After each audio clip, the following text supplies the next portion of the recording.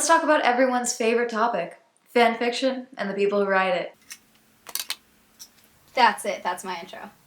Hey, I'm Amanda and you're watching Swell Entertainment. Fanfiction is something that I have a lot of opinions on, and I think it's fun to ask people their opinions on fanfiction because you always get a wide array of responses from, I don't know what fanfiction is, I don't know what that is, to, oh, you mean plagiarizing someone else's work. Most people have some type of opinion on fanfiction, whether it's good or bad, harmless or cringy, theft or remastering, you name it. Now, I have a blog on the website often compared to the 9 Circles of Hell Tumblr. I am more than familiar with fandom and fanfiction. However, I've only ever written 2 fanfiction, both when I was in middle school, and it was before I had discovered Tumblr, so I posted them to the Nickelodeon message boards on the Nickelodeon website. Both were House of Anubis fanfiction, and I'm fairly certain one was a crossover fic with Percy Jackson. God, I was a lonely tween. I feel like every video I make it more apparent why I'm single, but fanfic is something that has been a part of my life for a long time, and eventually I thought it would be kind of fun and super cringy to do a series on this channel where I read and review like popular works of fanfiction in different fandoms,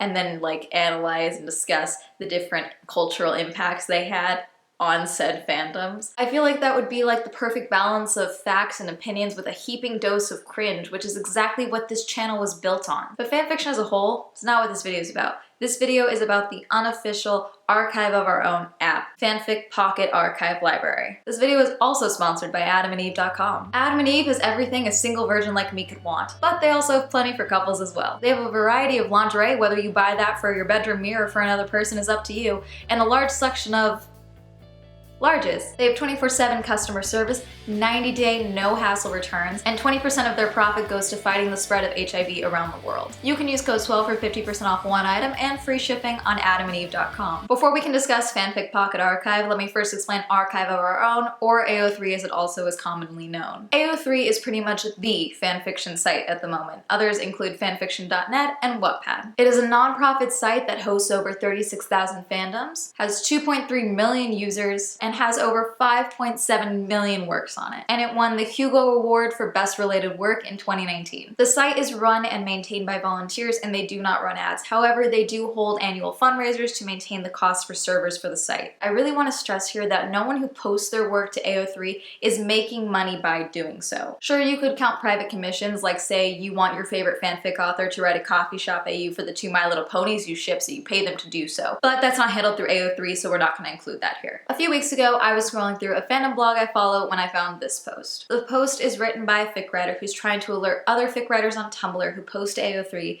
that an app has popped up in the App Store and on Google Play, Fanfic Pocket Archive Library Unofficial. The app's description said that they were the unofficial app of AO3 and it advertised free fanfiction that you could in fact read offline, and it was developed by Simple Soft Alliance. The user who made the post goes on to say that the app had lifted all public works off of AO3 and was in fact making money off them through ads on the app, along with in-app purchases such as a subscription. The user does admit that they weren't sure if it was legal or not for them to republish their and other fanfic writers' works, but they did believe it was unethical and that it should be stopped. The post also mentions that they were more so bothered by the fact that it was AO3 that these fics were being lifted off of, because AO3 has a habit of putting their creators first. If you publish on AO3, you were given the option to make your fic public or private. If it's public, then anyone can view that if they have the link or they just go on the website. You do not need an AO3 account to view your work. And then obviously the alternative of setting a fic to private means that only people with an actual user account on AO3 have access to see that fanfiction. The Pocket Archive appeared to be republishing all fanfic works that were set to public on AO3. The thread goes on with other fic writers chiming in saying that yes, all of their public works are in fact on the app, and while they were in fact trying to verify that all their public works were on the app, they were being pelted with pop-up ads. The thing is though is that many writers didn't seem to mind that their works were in fact being reposted. They cared that someone was profiting off of their work that they put out for free. Some users reported the Pocket Archive to AO3 directly, and some even got responses. This email is what one user received from AO3 support. They state that they spoke to the parent nonprofit of AO3, Organization of Transformative Works lawyers, about this app, and they said that OTW does not own the works posted on AO3. They are owned by their respective authors. They also said that while they do take legal measures to keep people from making apps that could be confused to be affiliated with AO3, it is up to the authors themselves who own the copyrights of their fan works to have their works removed from the app. This email directed the user to look into the app's DMCA takedown procedures, and also linked the App Store's procedures for reporting apps that infringe upon copyright. In the same email, according to the AO3 support, the app is simply an interface that acts as a funnel off of AO3 and is not in fact republishing public works. Many Tumblr users began sharing how to report the app to the App Store and Google Play for copyright infringement. And before I continue, because I'm sure someone's going to ask, how do these writers own these works if they are in fact based off of other writers' already published works? And I understand I don't have time to go into that in this video, but for the sake of argument,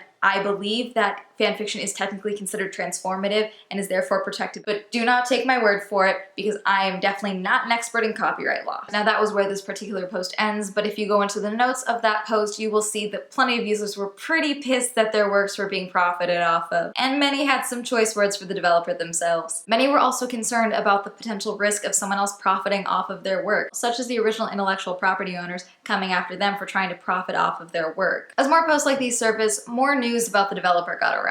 The app description was often in first person, and the developer claimed they loved AO3 and fanfiction, but they were developing the app to be able to read fanfic offline. The developer also stated that though they hosted AO3 Fix, they were not affiliated with them, and any profits or tips, in their words, would not go to AO3. Many people were critical of the offline reasoning for the app's existence, as AO3 does in fact allow you to download Fix for free. At one point, the official Tumblr for the unofficial app was found, but at some point the developer changed the username to Raya 2002, and it has since been deactivated. They posted about different changes being made to the app, such as the ability to highlight certain lines in a fanfiction to have it saved as a quote. They even posted about how the app was at one point taken down from the App Store due to it containing stories that contained severely inappropriate content. Now, I can't get into specifics about the inappropriate content because I don't want to get demonetized, but you're all very smart. I'm assuming you can figure it out. In one post, the developer claimed the app had been taken down and tried to address some of the hates they were getting. They claimed they hadn't been making enough money from the app to keep it up and running, and also claimed that OTF gave them permission to parse their works for the app and that it was entirely legal. They claimed that the app wasn't taken down for legal reasons, but for massive bullying, including bombarding me with thousands of reports on the App Store at night when I was sleeping. How honest and fair. Quick side note, when you put out an app, people are going to interact with it whether you're asleep or not, and I guarantee you they were also reporting it when you were awake. They then apologized to Pocket Archive users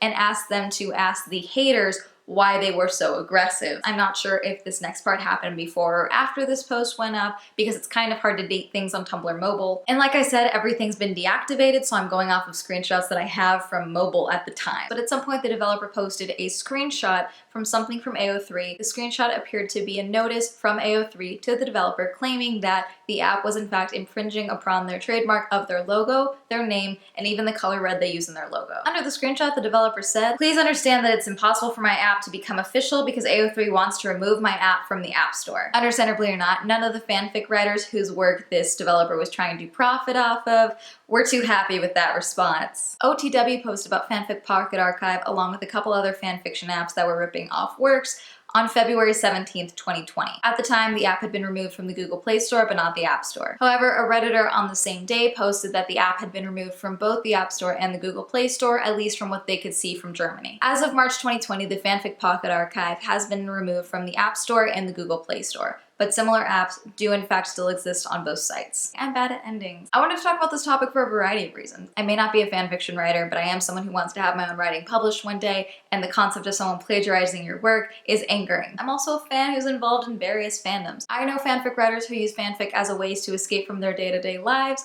and continue stories they want more from. And some of them put out full-length novels for free. Also, I'm dyslexic. I read a ton trying to become a better reader, and often when I would run out of books to read, fanfiction was something that would keep me engaged until I could afford to go get more books. So I absolutely understand people being upset over someone taking the work that they put out for free and parsing it onto an app for them to put ads onto it and potentially make money off of subscriptions for it. But maybe you disagree. Maybe you think all fanfiction is theft of intellectual property. Or maybe you think fanfiction is fine, but if they're going to publish something based off of someone else's work, then they don't get a say in what someone else does with that work. Everyone is entitled to their own opinions on the topic, so please let me know in the comment section what you think. And that's it for this video. Thank you so much for watching. Shout out to my patrons. Thank you so much for supporting me on my Patreon. If you'd also like to support me on my Patreon, the link will be listed down below. If you'd like to follow me on my social media, that'll be all up here. And that's gonna be it. Have a great day. Goodbye.